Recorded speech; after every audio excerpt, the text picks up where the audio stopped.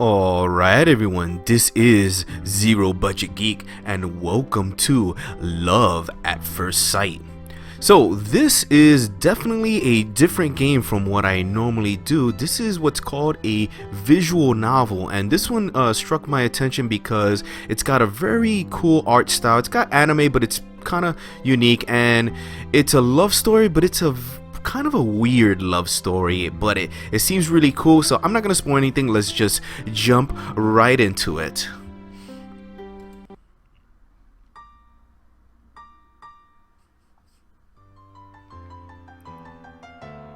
Act 1, Catch My Eyes. It's early in the morning. This is the path I always take to get to school. I normally have to hurry, but today I'm taking it easy. I had a little extra time to get out of the house, which is kind of unusual. I'm feeling good under the warm morning sunshine and cool morning breeze as I head to school.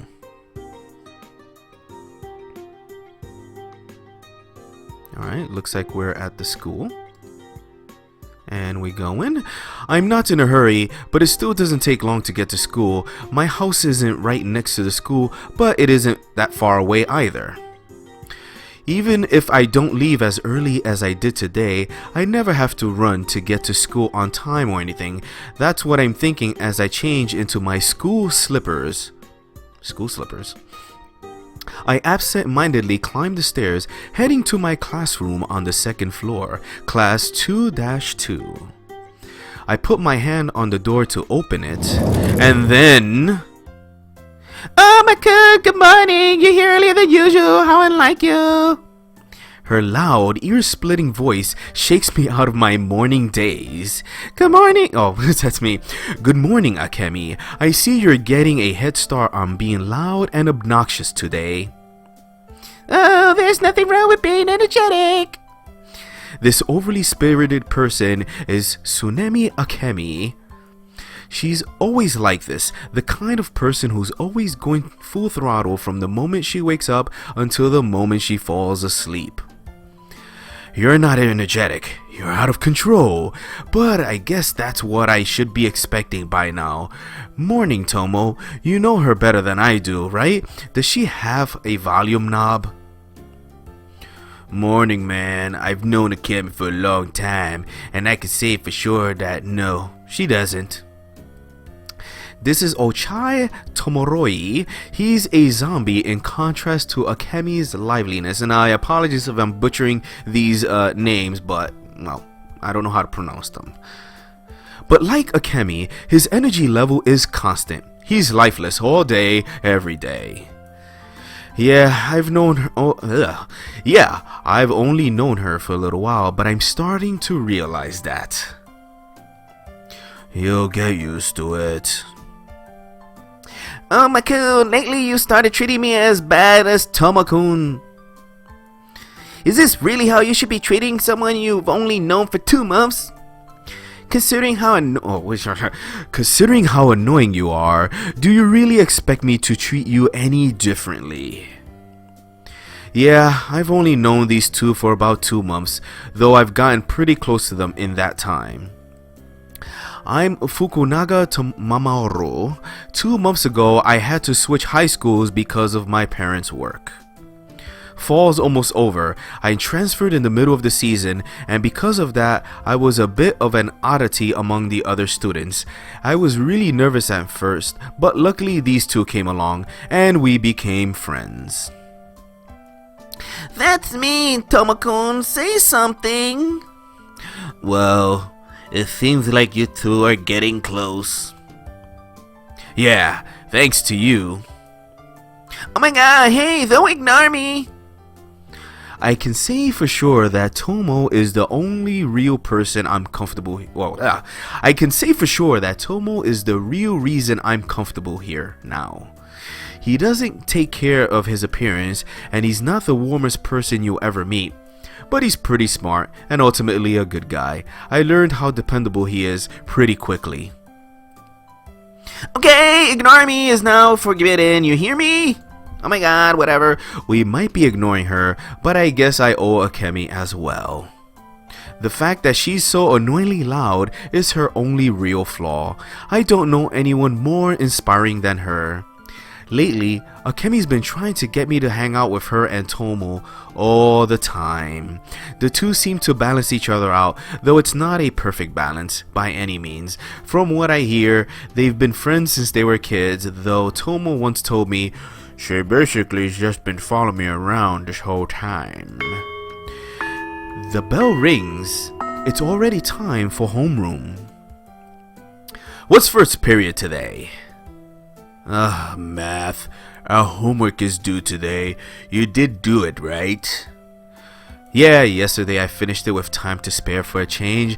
I was actually able to go to bed early because of that. That's nice. Oh my god, I said ignoring me was forbidden. Hey!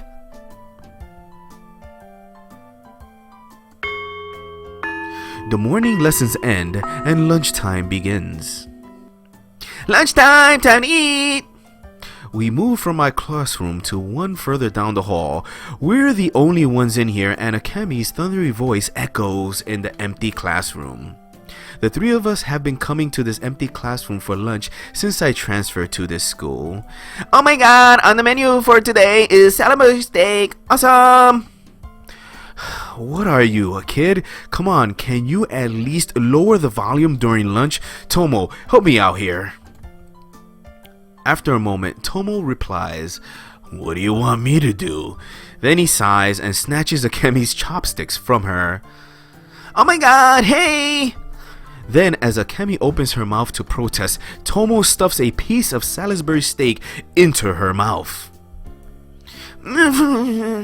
She seems to have forgotten anything she wanted to say when the food entered her mouth, and she quietly chews it. Her mood improves a moment later, and her expression dissolves into bliss as she chews. She really is an airhead. I'm not her keeper, you know. Could have fooled me. Who else could hold back that freight train of a girl? Oh, you think I can hold her back a freight train? Okay, maybe not. Exactly! Akemi cries, spewing food everywhere. Then, realizing what she just did, she hastily closes her mouth and chews.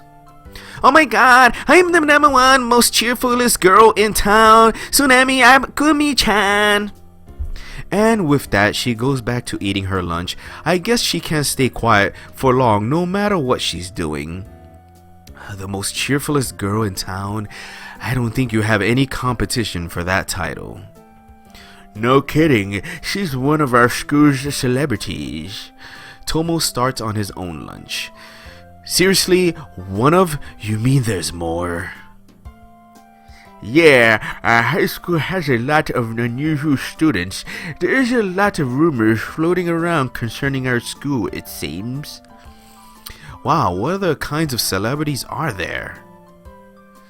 You don't know about any of them? Well, first there's... Tomo takes a quick glance at Akemi, but she seems to be lost in her own food-induced paradise. She's not even listening to us anymore. Well, there's a lot of them. If you really want to know, I'll tell you later. He doesn't want to talk about this in front of Akemi. I guess it's a touchy subject, but I'll make it a point to ask about it later. All done! You ate way too fast. Crap, I barely touched any of my own food while we were chatting. I should have started on my lunch while she had her mouth closed. I'm not going to get another chance now.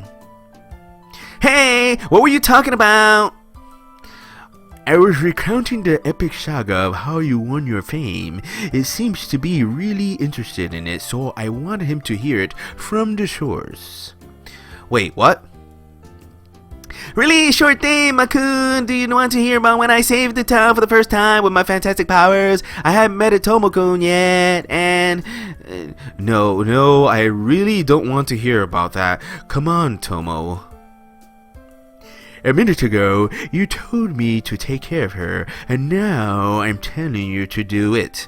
I haven't even touched my food yet, so you be her friend for a bit. and without a second glance, he starts eating his lunch in silence. Oh my god, Makun, are you listening? So anyway, my mom had gone out shopping and... No, you are the one who needs to listen. Man, how did I get roped into this?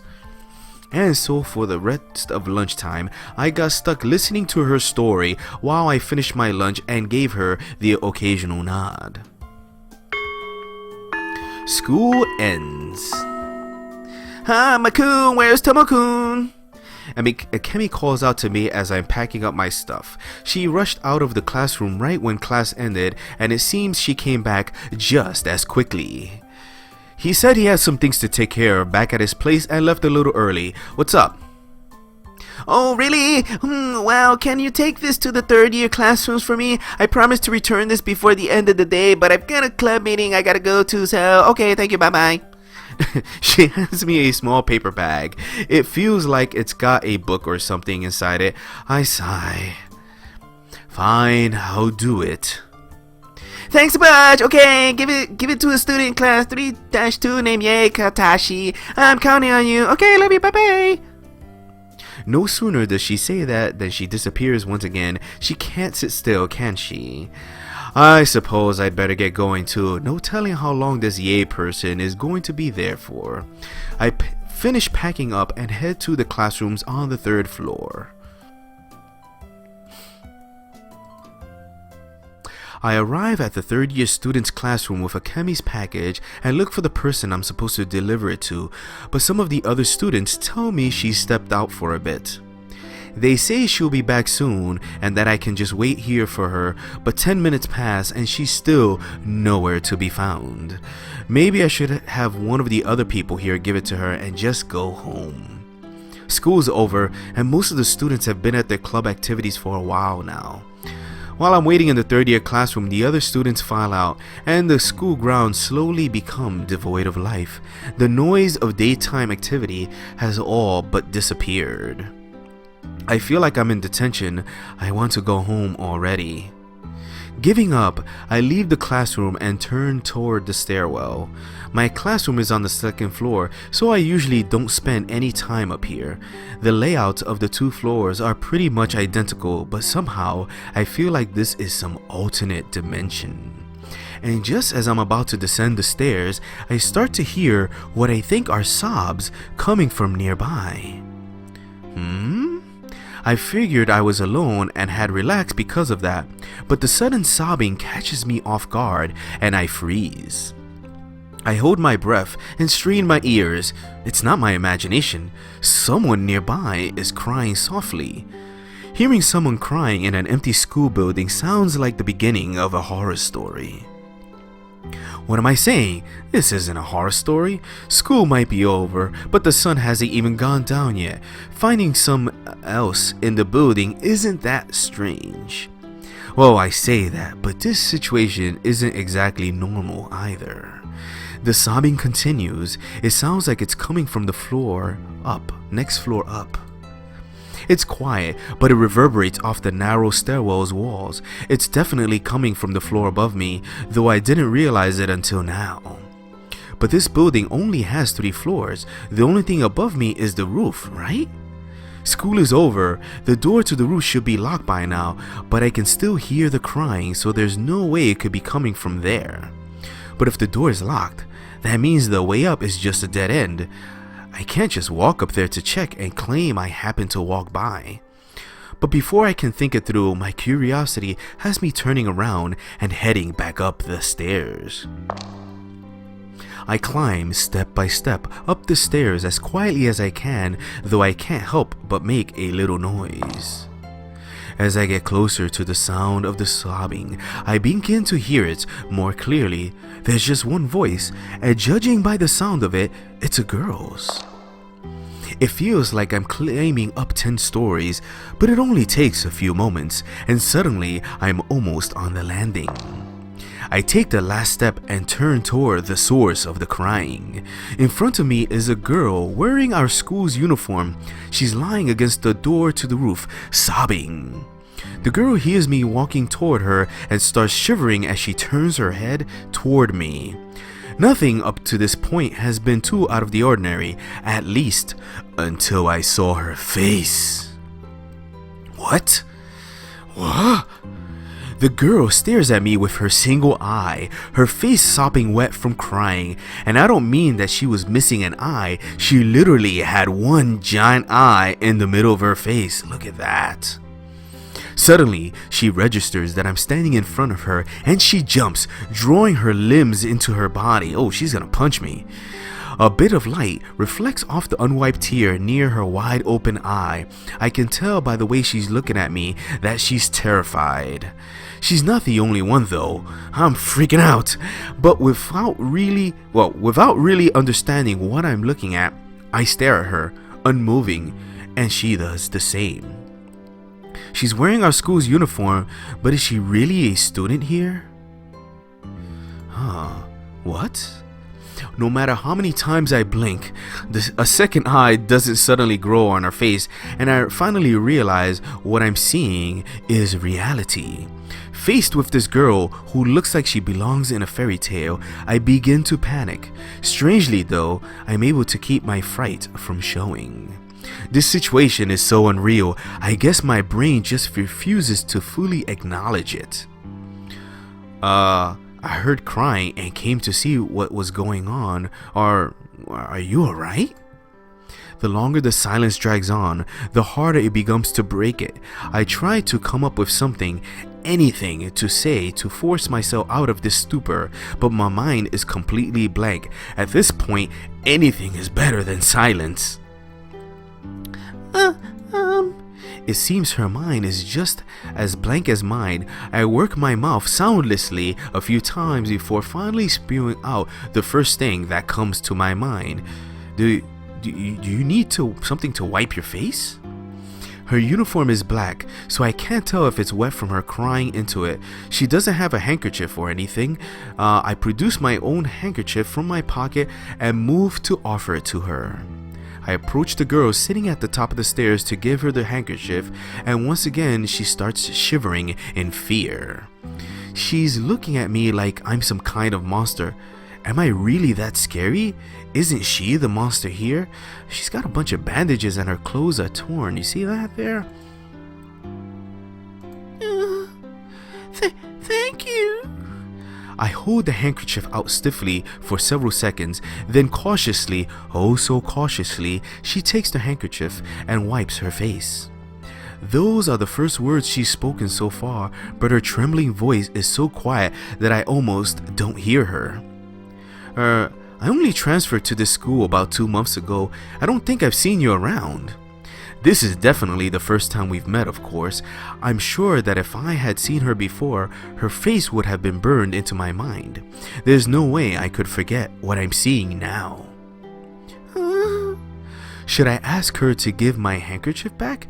It's obvious from the way she's looking at me that she's still confused and afraid. We're not going to get anywhere at this rate. We must be in different classrooms since I haven't seen you around before. What grade and class are you in? I'm in class 2-2. I'm in class 1-2. She actually gave me a proper response this time. She really is a student here. I guess, not a monster or something. Suddenly it hits me that I have been sharing the same school and hell, the same world with this person all this time. Oh, 1 year lower then. Yeah. The conversation grinds to a halt again. I can't think of anything else to say. Actually, that's not true. I have a mountain of things I want to ask her. But all of it has to do with her appearance, and I'm hesitant to bring that up. Time passes as I hurriedly try to think of something to say to fill the silence. What can I say? My mind is totally blank. Every heartbeat seems louder than the last, and the panic I thought had subsided wells up inside my mind again. I don't think I can keep this up. Right, I have to get going. The girl looks like she wants to say more, but without another word, I turn and flee down the stairs. I head to the shoe rack, change my shoes, and start rushing home. I walk on for a few more seconds after clearing the campus gates. Then I pause for a moment and take a breath. Jeez. It seems that girl didn't follow me or even call after me. She's probably still sitting at the top of the steps in that desolate stairway. A cool wind is blowing as I walk home, and I gradually regain my composure. My heart is still racing though. I think I'm going to feel uneasy about what just happened here for a long time. I was really surprised. Maybe I still don't fully understand what I saw. I'll have to think about it some more. Was it fear? Was I afraid of her? No, there's nothing scary about some girl, even if she is, well, honestly, I can't shake the thought that she might be some kind of monster, but she must be a human high school girl student, right? I was definitely scared out of my wits at first, but I think if she wanted to hurt me, she would have done it. In fact, she's beyond harmless. She's as timid as a mouse. But if that's the case, why do I still feel uneasy? Is my mind just unable to accept that she has only one eye? No, that's not it. It's not like I was avoiding staring at her or anything. Actually, I don't think I could have looked at her. I don't think I could have looked away even if I wanted to. Whatever. It's not worth dwelling on. The fact that I'm not disgusted by her after